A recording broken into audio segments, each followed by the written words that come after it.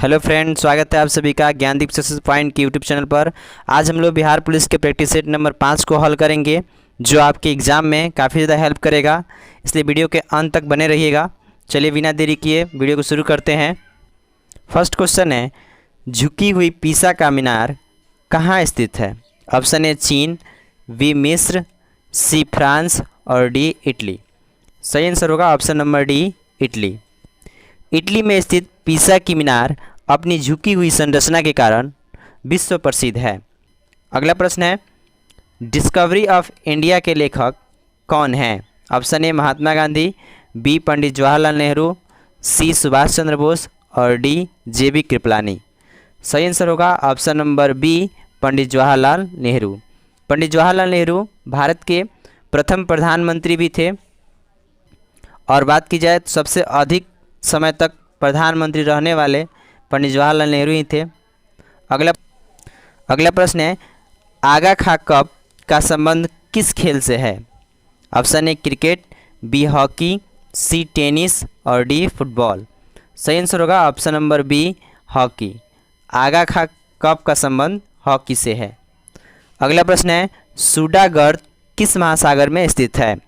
Option A प्रशांत महासागर, B Atlantic महासागर, सी हिंद महासागर और डी आर्कटिक महासागर। सही आंसर होगा ऑप्शन नंबर सी, हिंद महासागर। हिंद महासागर में सूडागर्त अवस्थित है। अगला क्वेश्चन है, भूरी क्रांति का संबंध किससे है? ऑप्शन ए उर्वरक उत्पादन से, बी मछली उत्पादन से, सी अंडा उत्पादन से और डी फल उत्पादन से। सही आंसर होगा ऑप्शन नंबर ए, उर्वरक उत्पादन से। उर्वरक उत्पादन से संबंधित क्या है आपका? भूरी क्रांति। बात की जाए आपका रजत क्रांति का संबंध किससे है? तो अंडे उत्पादन से है, जबकि गुलाबी क्रांति का संबंध झींगा उत्पादन से है। मत्स्य पालन का संबंध मछली उत्पादन से है। अगला प्रश्न है, भारत में राष्ट्रीय आय का आकलन किसके द्वारा किया जाता है?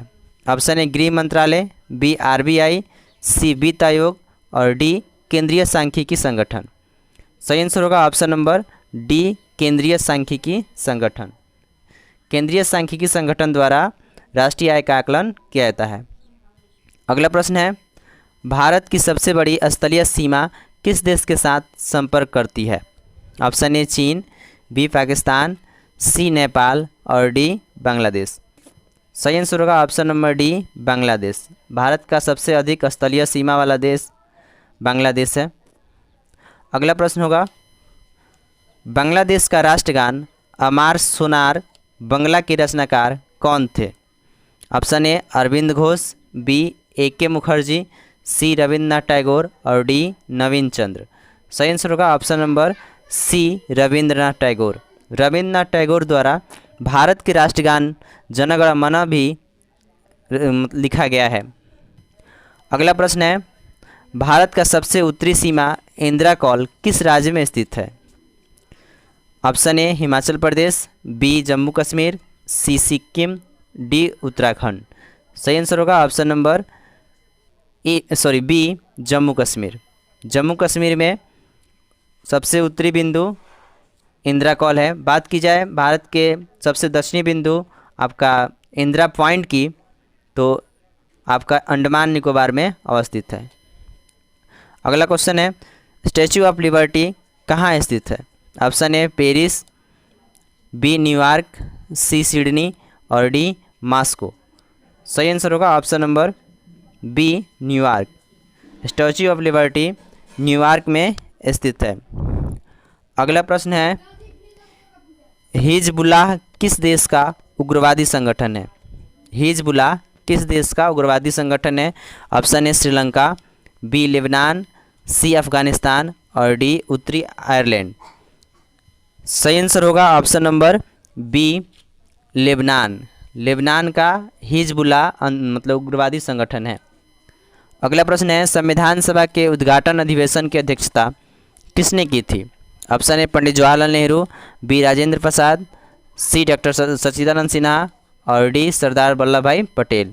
सही आंसर होगा ऑप्शन नंबर सी, डॉक्टर सच्चिदानंद सिन्हा। भारत संविधान सभा का अस्थायी अध्यक्ष पहली बार डॉक्टर सच्चिदानंद सिन्हा को ही बनाया गया था। अगला प्रश्न है, भारत की सबसे ऊंची चोटी कौन सी है?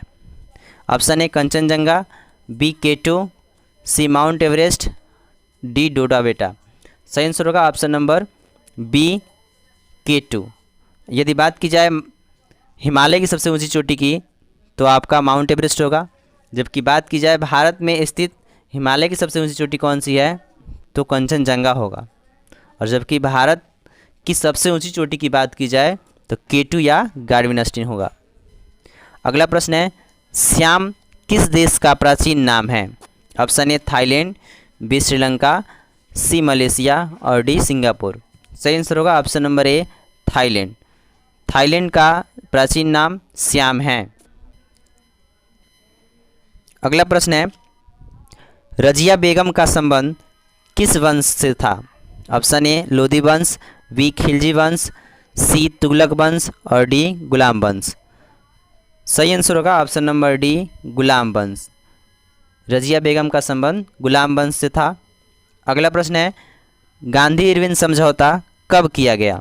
ऑप्शन ए 1924, बी 1928, सी 1931 और डी 1934। सही आंसर होगा ऑप्शन नंबर सी 1931।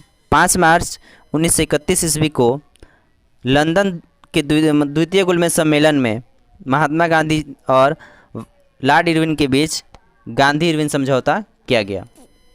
अगला प्रश्न है, तीस्ता किसकी सहायक नदी है?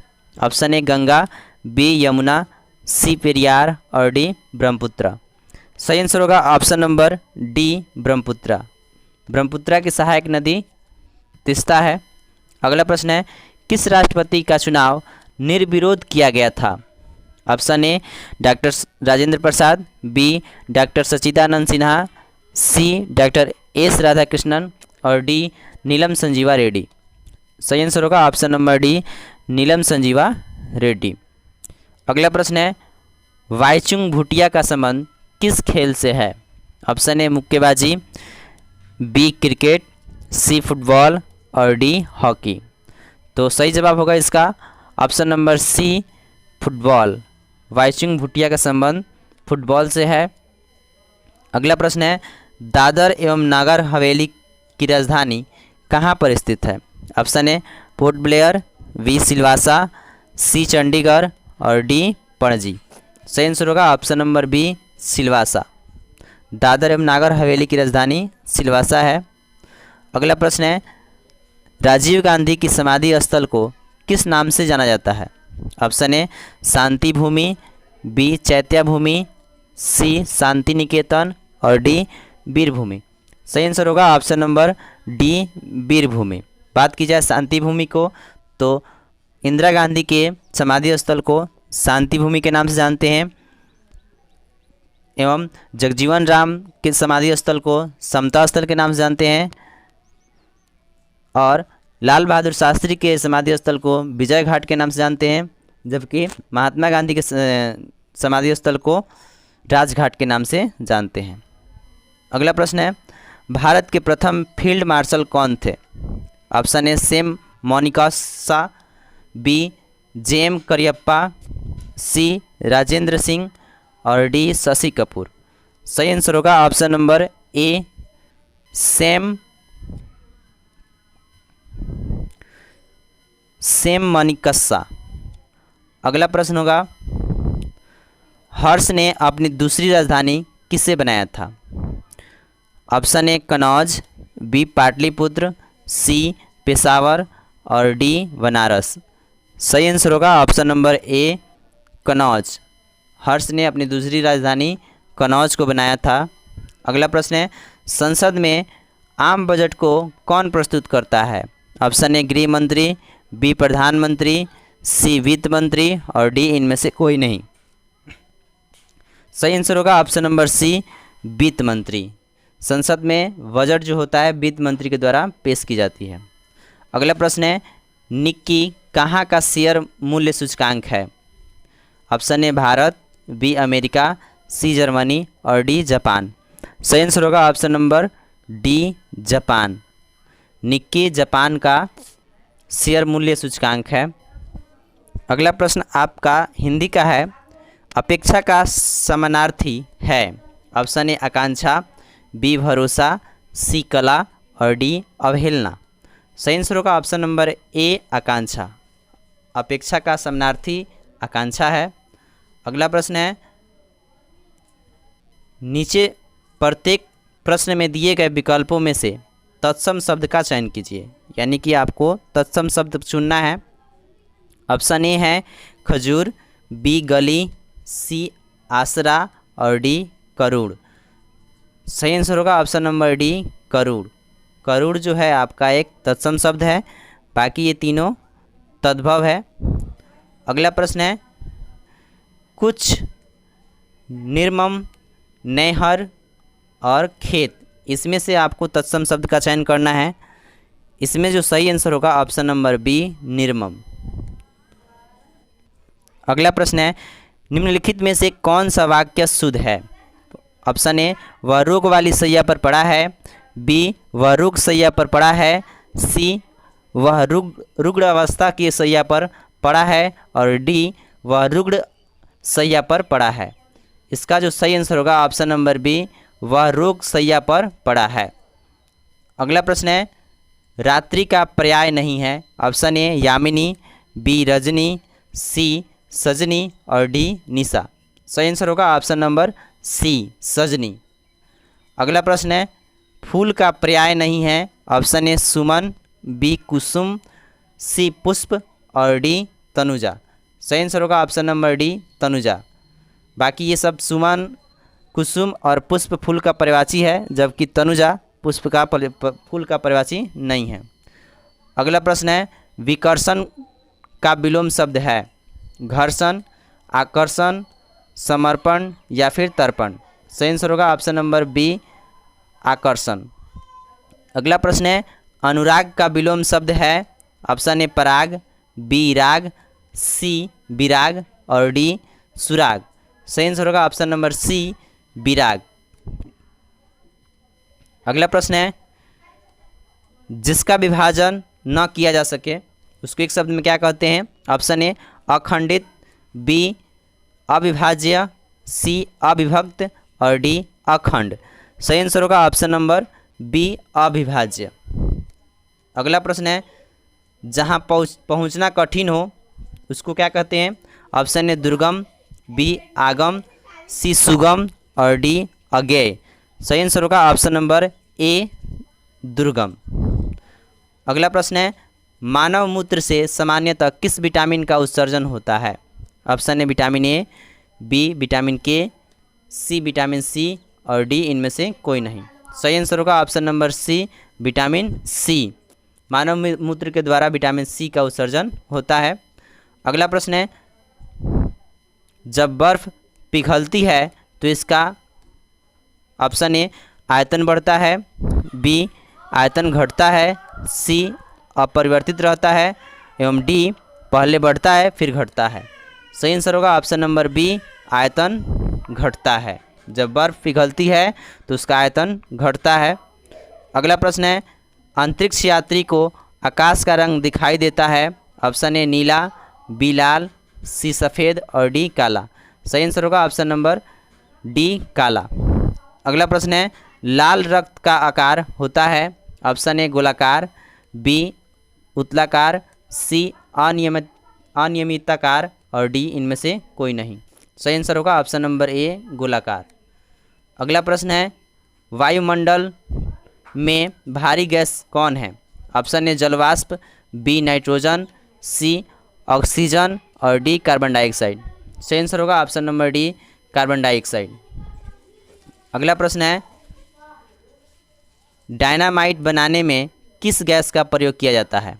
Option A nitroglycerin, B oleic अम्ल, सी लैक्टिक अम्ल और डी मेलोइक अम्ल। सही आंसर होगा ऑप्शन नंबर ए नाइट्रोग्लिसरीन।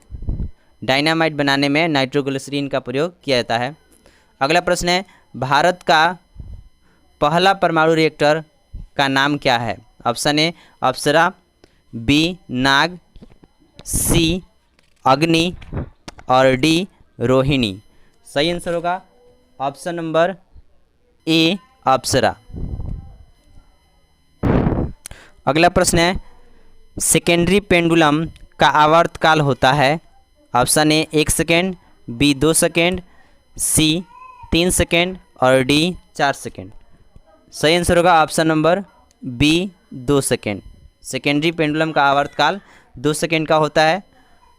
अगला क्वेश्चन है, जीवाणुओं की रोम जैसी संरचना को कहा जाता है। ऑप्शन ए फ्लैजिला, बी एट्रिकस, सी क्लास्टस और डी सिलिंडरी। सही आंसर होगा ऑप्शन नंबर ए फ्लैजिला। जीवाणुओं की रोम जैसी संरचना को फ्लैजिला कहा जाता है। अगला क्वेश्चन है, तंबाकू में पाया जाने वाला रसायन है। Option A morphine, B nicotine, C heroin और डी क्विनीन। सही आंसर होगा ऑप्शन नंबर बी निकोटीन। अगला प्रश्न है, निम्न यंत्र से विद्युत धारा का मापन करते हैं। Option A voltmeter, B anemometer, C commutator और डी एमीटर। सही आंसर होगा option number D ammeter. Ammeter से विद्युत धारा का मापन करते हैं। अगला क्वेश्चन है, फ्रियॉन का रासायनिक नाम है। Option A chlorofluorocarbon, B trichlorocarbon, C chloral और डी डीडीटी। सही आंसर होगा ऑप्शन नंबर ए क्लोरोफ्लोरोकार्बन।